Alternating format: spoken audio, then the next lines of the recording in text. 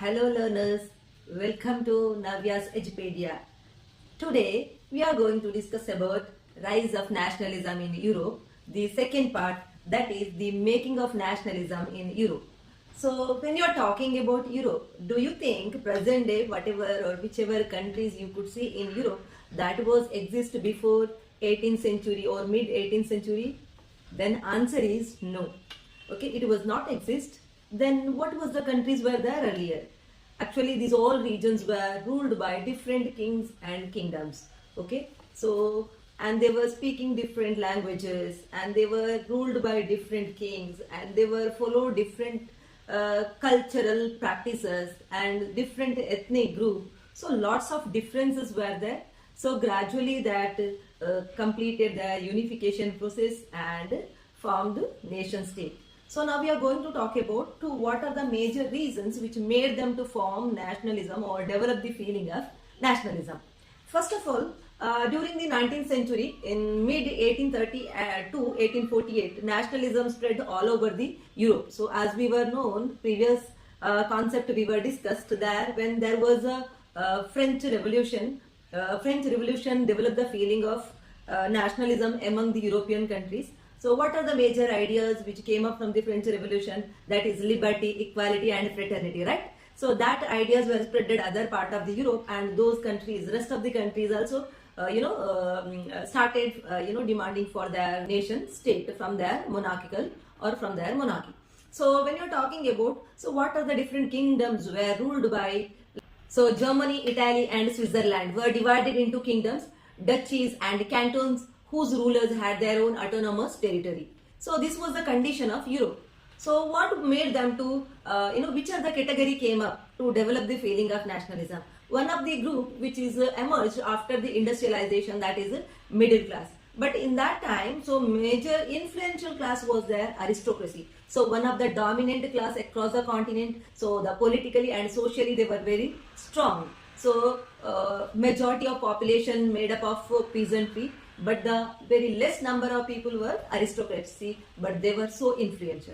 In this period of time, industrialization began in England in the second half of the 18th century. That influenced to grow another group of people that is called middle class. So this middle class people, gradually many professionals were there, so that contributed to industrialist group and business class and professionals. Many more categories were came up from the middle class. Okay. So now, as you know that we were talking about major ideas came up from the French Revolution. So in that basic concept is nationalism. Before discussing about nationalism, we should know the concept of liberalism. So when you're talking about the term liberalism, which derives from Latin word or Latin root liber, which means free, okay, freedom. So when you're talking about liberalism, emphasized on individual freedom and equality before the law. So this liberalism concept talks about emphasized on the individual freedom and equality before the law.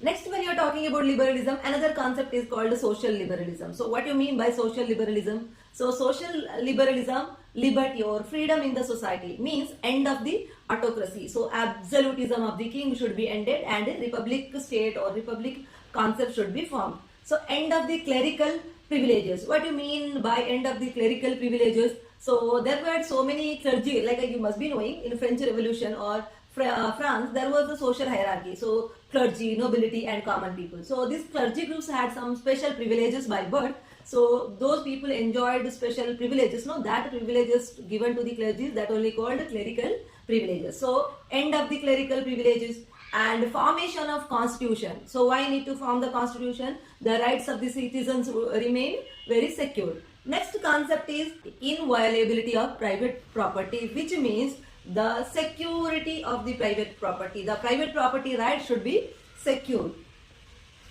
That talks about social liberalism.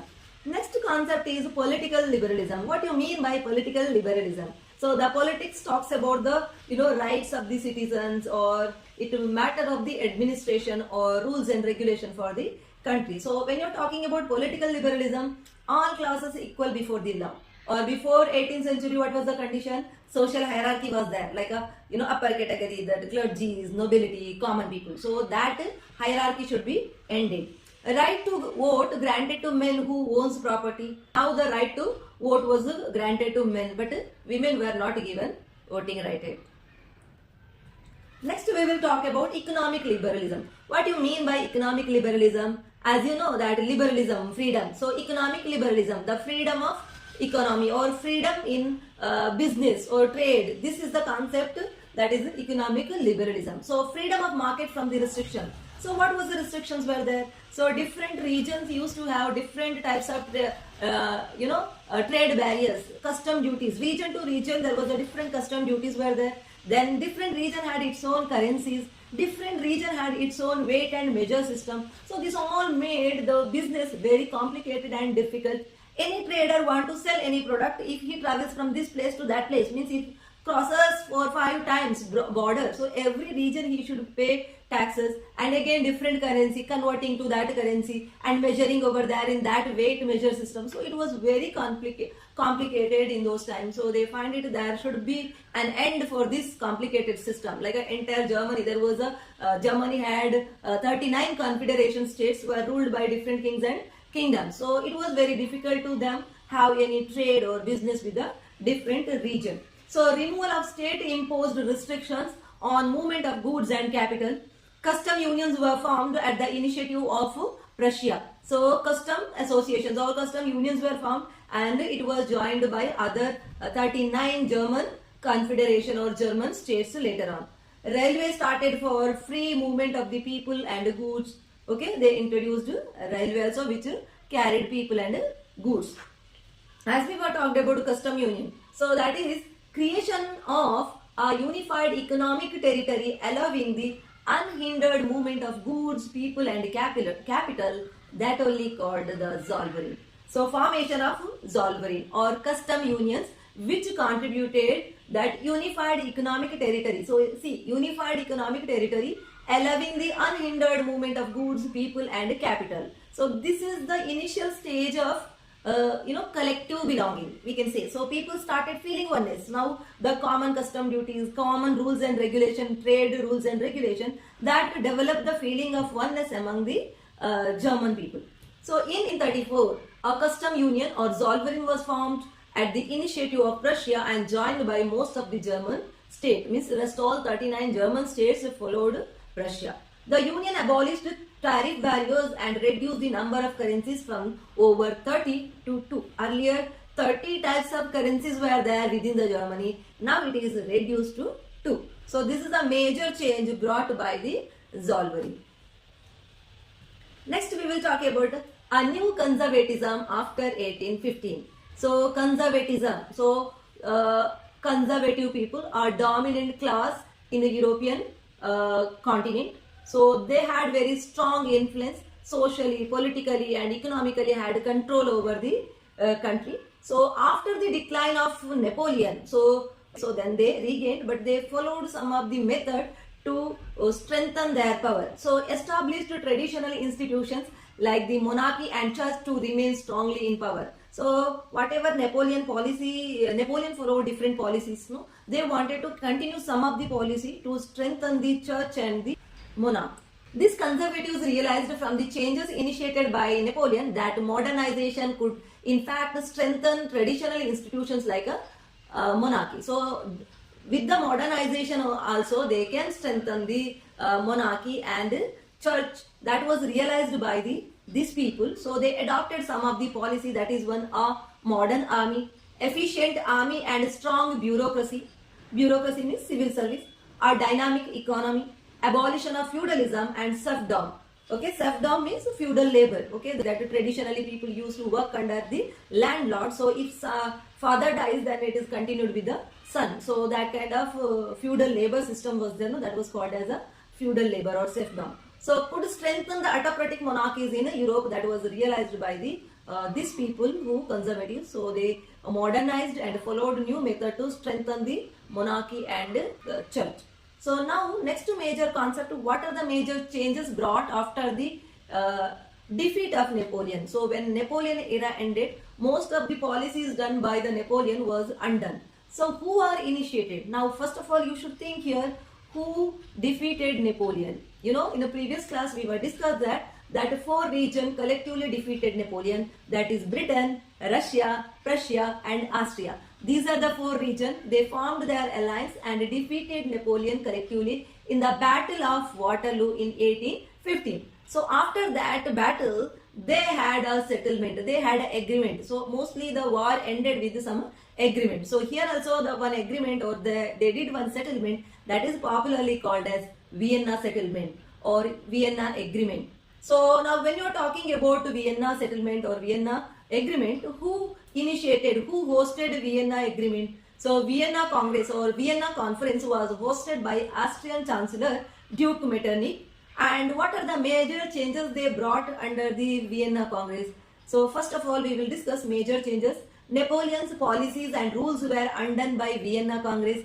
Then the Bourbon dynasty was restored. Reoccupation of territories annexed by Napoleon, whatever Napoleon occupied, that and all reoccupied by these alliance countries. A series of states were set up on the boundaries of France to prevent expansion. And Netherlands and Belgium given control over the north. Geneva added to Piedmont in the south. Austria given control of North Italy. Russia given part of Poland in east. So these are the major changes, or we can say the impact of Vienna Congress or impact of Vienna Conference. These are the major changes brought under the Vienna Conference.